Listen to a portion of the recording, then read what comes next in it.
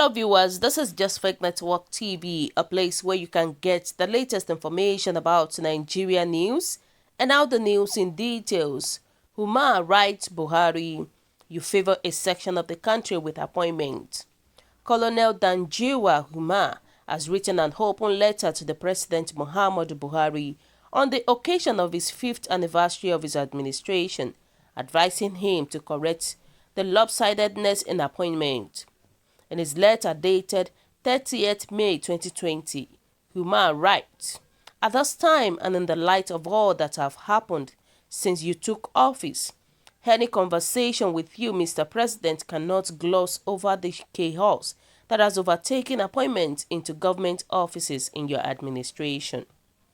All those who wish you and the country well must mince no words in warning you that Nigeria has become dangerously polarized and risk sliding into crisis on account of your administration's lopsided appointment, which continues to give undue preference to some sections of the country over others.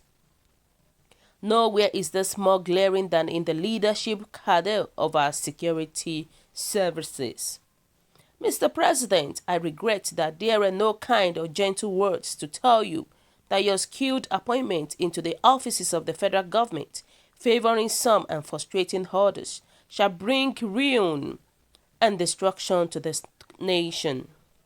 Mr. President, you have often expressed the hope that history will be kind to you.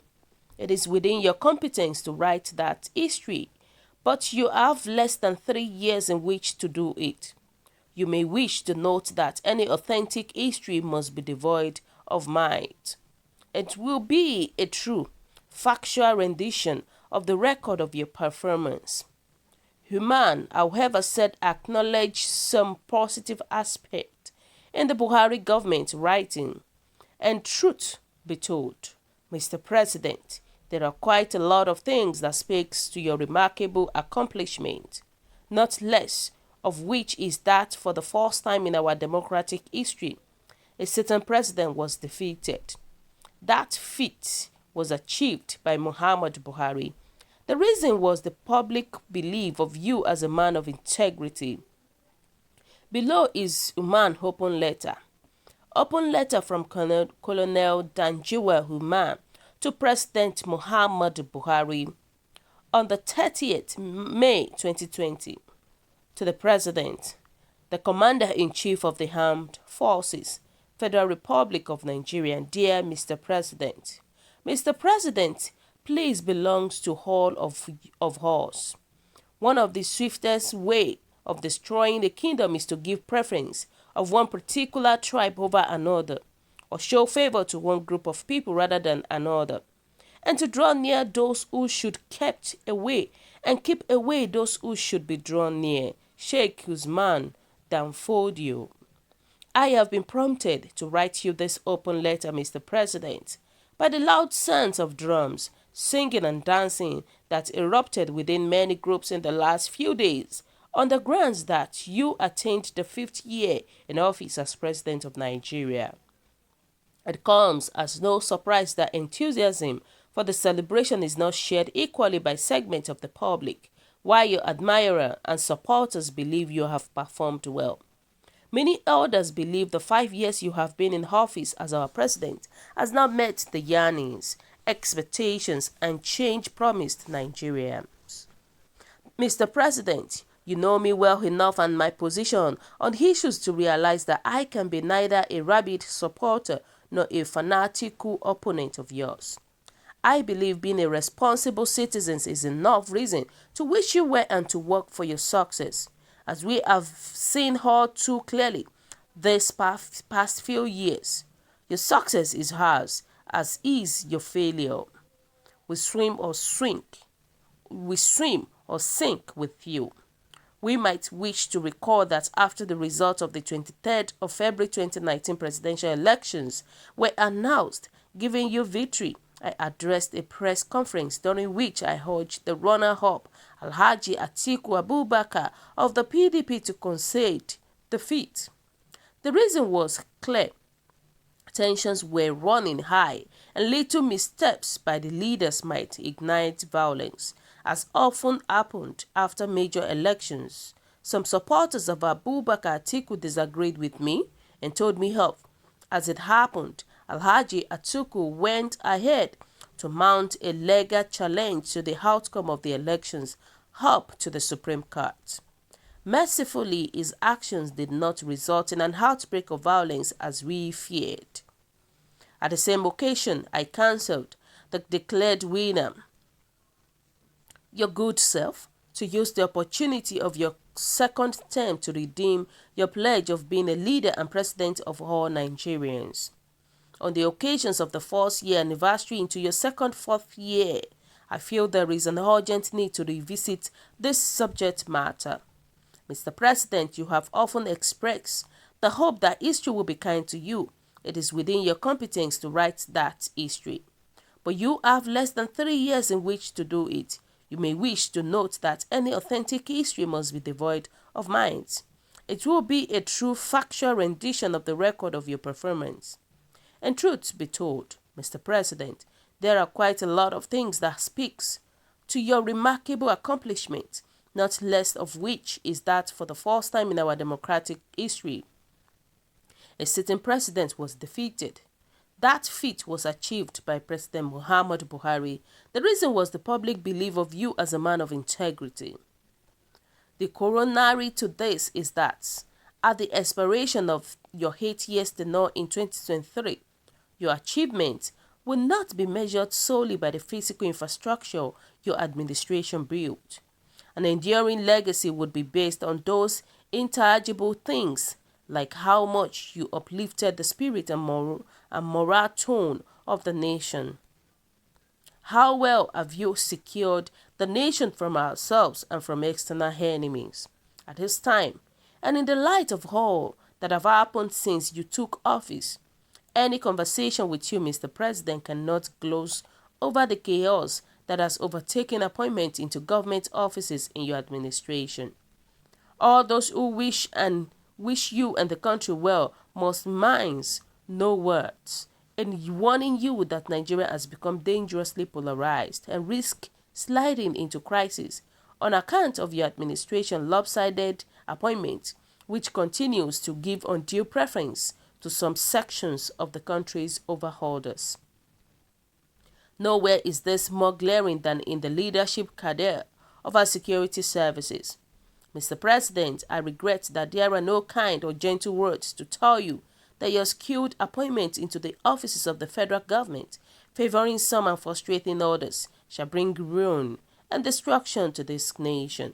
I need not remind you, Mr. President, that our political history is replete with great heart of exemplary leadership which at critical moments managed to pull this nation back from the precipice and assured its continued existence.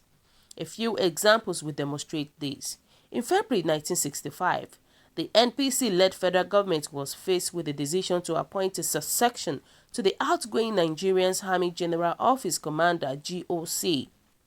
General Welby Everett, a Briton, 4 most senior officers were nominated, namely Brigadier Agushi Aronsi, Ogundipe, Ademulegun, Malamari.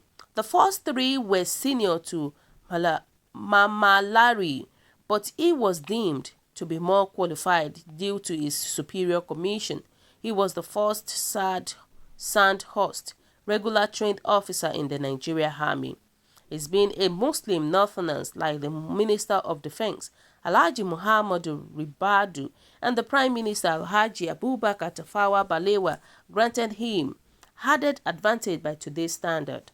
But to the surprise of even the Igbos, oppositions from some senior NPC members, Minister Rabidu recommended Aronsi. Pointing to his seniority, the Prime Minister concurred, and Agusi Aronsi was confirmed as the first indigenous GOC of the Nigeria Army. When on 13 February 1976, the Commander-in-Chief General Murtala Mohammed was assassinated in a failed coup d'etat General Olusegun Obasanjo, his deputy and the most senior officer at the time, was sworn in as a successor. The Chief of Army Staff, General T.Y. Danjuma, a Northern Christian, was next in line to succeed Obasanjo as the Chief of Staff, SHQ, and Deputy Commander-in-Chief. General Danjuma, however, waived his right and recommended a much junior officer, Lieutenant Colonel Shehu Musa Yaradua. For the post, Shehu was promoted 2 steps up to the rank of Brigadier and appointed Chief of Staff, SHQ, and Deputy Commander-in-Chief, Lieutenant Colonel Muhammadu Buhari, was appointed Minister of Petroleum. This was done to placate Muslim North, which was deemed to have lost one of its own, Murtala Mohammed. Both the Chief of Staff, Mr. Sunday Awoniyi, and the personal physician, Dr. Ishaya Haudu, to the Premier of Northern Nigeria, Alhaji Sir Ahmadu Bello, a director descendant of Sheikh Usman Danfodio, were Christians. Barely 9 years after the Civil War in 1979, the NPN presidential candidate Alhaji Shehu Shagari picked an Igbo, Dr. Alex Ekweme, as his running mate. They enjoyed a truly brotherly relationship as president and vice president. President Shagari political advisor, Dr. Shuba Ogadigbo, National Assembly liaison, assistant Dr. K.O. Mbadiwe were both Igbos. His economic advisor, Professor Emmanuel Edozie, and his chief of personnel staff, Dr. Michael Prest, were of Niger Delta extraction. Remarkably, as his military service chief were Christians, with the exception of his last chief army staff, General Inuwa, under whose tenure he was removed in a military coup d'etat. Mr. President, as a witness and beneficiary, it is our expectation that you would emulate this great heart of statesmanship, which is why we have continued to engage with you. You may wish to recall that I had cause to appeal to you to confirm Justice Onogel as the substantive Chief Justice of Nigeria a few days before the expiration of his 3-month tenure of acting appointment to be replaced by Muslim Northerners. We were saved that embarrassment when his nomination was sent to the Senate by the then acting president, Professor Yemi Osinbajo. When he was finally confirmed a few days to the end of his tenure, he was removed after a few months and replaced by Justice Mohammed, a Muslim from the north. May I also invite the attention of Mr. President to the pending matters of appointment of a Chief Judge of the Nigerian Court Appeal, which appears to be generating public interest. As it is, the most senior judge, Justice Monica Mensem, a Northern Christian, is serving out a second 3-month term as acting Chief Judge without firm prospect. That she will be confirmed substantive head. I do not know Justice Mensem, but those who do attest to her competence, honesty, and immunity. She appears eminently qualified for appointment as the substantive Chief Judge of the Court of Appeal, as she is also said to be highly recommended by the National Judicial Council. If she is not and is bypassed in favor of the next in line, who happens to be another Northern Muslims, that will be truly odd, in which case even the largest contingent of PR gurus would struggle to rebut the charges that you, Mr. President, is either unwilling or incapable of acting on your pledge to belong to everyone and to no one.